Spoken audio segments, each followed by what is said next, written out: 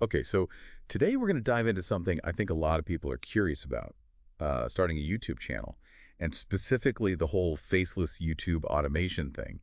We're actually going to look at a specific case study, a 30-day experiment documented on YouTube in a video called I Tried Faceless YouTube Automation for 30 Days, Realistic Results, by a creator named Warren Stick. Yeah, and this is going to be interesting because we're going to see what really happens when you try to build a YouTube channel from scratch. No existing audience, no fancy equipment, no prior experience, and just see what's actually possible. Exactly. We hear all these stories about people making it big on YouTube quickly, but I think it's really valuable to look at a more grounded example like Warren's journey. So basically, we're going to follow him week by week through this 30-day experiment, look at his starting point, the challenges he faced, those little wins that kept him going, and of course, the actual results, views, watch time, and subscribers, all the stuff that matters when you're trying to grow a channel. Right, because it's easy to get caught up in the hype and think you need some magic formula or secret strategy.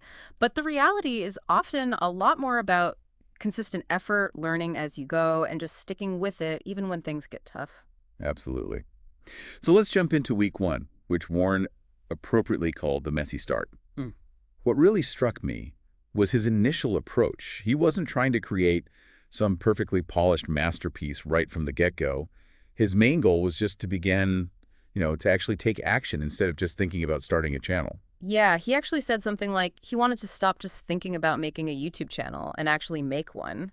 And his method was really practical, just using his phone to create YouTube shorts, editing with CapCut, keeping it simple, no overthinking, no elaborate scripts, just trying to get something out there. That's so relatable, right? I mean, how many times have we all had great ideas, but then we get stuck trying to make them perfect from day one, and then nothing ever happens? So Warren uploads his first video, all excited, and then crickets. Yeah. 0 views. He even talks about constantly refreshing the page, just waiting for that first view to pop up. I can imagine how deflating that feels. It really highlights that even though you know it's going to take time to build an audience, that initial silence after hitting upload can be a real buzzkill. For sure. And it really emphasizes that you're essentially shouting into a huge digital void, at least at the beginning. Yeah. But the interesting thing is that even that single view, which he even suspected might have been his own, was enough to give him a little spark of encouragement. It's amazing how powerful those tiny little wins can be, especially when you're just starting out. They can really make a difference in keeping you going. Definitely. And despite that quiet start, he made another crucial decision right away: to upload once a week, no matter what. Sticking to a schedule, even when you're not seeing huge results, is something a lot of people struggle with. It's so important, though, isn't it? That consistency, even if it's just a small amount on a regular basis, is what helps build momentum and teaches you discipline. It forces you to actually create, even when you might not feel super inspired or motivated. Absolutely. And then comes a big reality check for Warren: the editing process. He was really surprised by how long it actually took to edit even short, simple videos, especially without any prior experience. Oh, yeah. That's something that often catches people off guard. You think, oh, it's just a quick little video. I can rip that up in no time. But then you actually get into it, and it turns out there are a lot more steps and nuances than you expected. Yeah, it's easy to underestimate how much time that post-production work takes up. But by the end of week one, he had 2 videos up, and he'd gotten a couple of hundred views in total. Not viral numbers by any means, but as he pointed out, each view felt like a little victory. Rightly so. And I think the biggest lesson he took away from that first week wasn't even about the technical stuff, but simply the importance of taking that first step, overcoming that initial hurdle of just starting. Yeah, he even mentioned that this was actually his 8th attempt at launching a YouTube channel, Wow, 8. which really shows you how difficult that initial push can be for a lot of people. And how important it is to just keep trying, even if you don't get it right the first, second, or even seventh time. So, all right, let's move on to week 2, learning the game. This is where things start to get interesting because he shifts his focus from just creating content to actually trying to get it seen by more people. He starts looking into SEO and keywords and trying to figure out how the YouTube algorithm works. Which is a whole other world, right? I Yeah. mean, creating good content is one thing, but then there's this whole other layer of trying to make sure people can actually find your videos Yeah. amongst the millions of others out there. Right. He realized that just hitting the upload button wasn't enough. So he's putting a lot of effort into optimizing his video titles and descriptions, even using a tool called Tube Magic. And for anyone who's not familiar with that, Tube Magic basically helps YouTubers figure out which keywords to use to get their videos in front of more people. It sounds complicated. So SEO basically means like search engine optimization. Exactly. It's all about making your videos as easy as possible for YouTube and for viewers to find. So that involves using relevant keywords, words that people are actually searching for in your titles, descriptions, and tags. So it's like a whole other skill set on top of creating the actual videos. It is. But it can make a huge difference in how many people actually see your content. And it's not just about the numbers anymore for Warren. He talks about how excited he was to get those first few comments, even simple ones like, "Nice video." It's funny how those little interactions can be such a motivator. They are, because it reminds you that there are actual people on the other side of the screen engaging with what you created. It makes you feel like you're actually connecting with an audience, even if it's a small one. Definitely. And it makes you think more intentionally about the kind of content you want to be making, right? He starts considering what he actually wants to create rather than just chasing whatever he thinks will get the most views. Yeah, it becomes less about just chasing views and more about finding your own voice and style and building something you're genuinely proud of. Totally. And by the end of week 2, we start to see some real progress in the numbers, too. He gained 33 new subscribers and had 2,900 unique viewers. That's a pretty big jump from those initial 0 views. Yeah, it shows that putting in the effort to optimize your content and sticking to a consistent upload schedule can really start to pay off. Even if it's not that explosive, viral kind of growth you sometimes see. Right. Which brings us to week 3, the dip in motivation. I think this is something a lot of creators can relate to, that feeling of hitting a wall. Oh, absolutely. Because that initial excitement starts to wear off a little bit. The sheer amount of work involved in making videos starts to feel a bit overwhelming.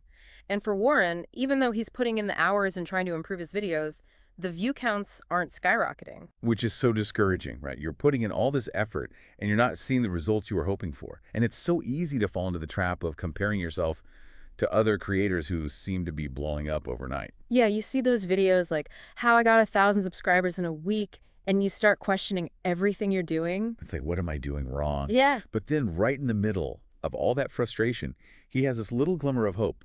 One of his videos gets a small bump in views, and he talks about how much that little boost motivated him to keep going. Those little wins are so crucial, especially when you're feeling like you're hitting a wall. It's a sign that something you're doing is connecting, even if it's not a massive breakthrough. And this is actually the point where Warren seriously considers quitting. He's feeling stuck, like all his efforts are pointless. But then he has this really important realization where he remembers his original why, why he started the channel in the first place. Which was, It wasn't about getting famous or making a ton of money quickly. It was about learning the process of creating and seeing what he was capable of. and that made all the difference. Yeah, reconnecting with that intrinsic motivation, that passion for creating, really helped him push through that tough spot. And the positive comments he was getting from viewers also played a big role. It's amazing how much a few kind words from people who genuinely appreciate your work can mean, especially when you're feeling down. It's that sense of community, that connection with an audience that can really keep you going when things get tough. For sure. And so with renewed motivation and a little help from his viewers, Warren heads into week 4, the final stretch, pushing through to the finish line. And he's definitely feeling the fatigue at this point. But he's also determined to finish strong and hopefully hit that 1,000 subscriber mark. Which is such a big milestone for a lot of YouTubers. Absolutely. And we see a real shift in his approach to content creation during this week.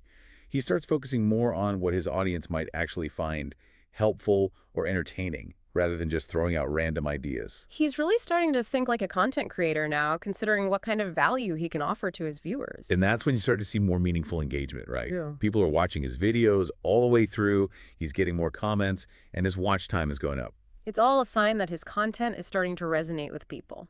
And beyond the numbers, there's this sense of personal satisfaction that comes with sticking with a challenge, overcoming obstacles, and completing what you set out to do. Yeah, that internal reward is so important. Absolutely. So let's get to the final results of Warren's 30-day experiment. After a month of consistent effort, he'd uploaded 6 videos, gotten 6,400 total views, 129 watch hours, and gained 228 new subscribers, with a few more trickling in from his older videos. So not exactly overnight viral success, but definitely progress. Right. I mean, starting from 0 with no prior experience, those numbers are nothing to sneeze at. It shows that putting in the work, learning as you go, and sticking with it can lead to growth, even if it's gradual at first. Absolutely. It's about playing the long game, not expecting instant results. And Warren's main takeaway from this whole experience, the advice he gives to anyone thinking about starting a YouTube channel, is so simple, but so crucial. Just start. You have to overcome that initial inertia, right? It's that first step that's often the hardest. It is. And he emphasizes that you don't have to wait for everything to be perfect. Just get started, even if it feels messy and imperfect. And he also talks about the importance of community and not giving up. Right. The people who succeed on YouTube, or really with any creative endeavor, aren't necessarily the ones with the most talent right out of the gate. Often it's the ones who are willing to keep learning, keep creating, and keep putting themselves out there, even when it's tough. So if you're thinking about starting a faceless YouTube automation channel, or really any kind of YouTube channel, Warren's 30-day journey gives you a really honest and realistic look at what to expect. It's going to be a lot of work, there will be bumps along the road, and overnight success is definitely not guaranteed. But if you're willing to put in the effort, learn as you go, and be patient, you can build something meaningful. Yeah, it's not about trying to become the next big viral sensation. It's about finding your own voice, sharing your passion with the world, and connecting with people who appreciate what you create. Here's something to think about. Warren saw some pretty good progress in just 30 days, starting from absolutely nothing. Imagine what you could achieve if you committed to consistently learning and creating in a field that really lights you up, even if it takes time to see those big results. And who knows, maybe one day we'll be doing a deep dive on your YouTube success story. Thanks for joining us. See ya. Bye.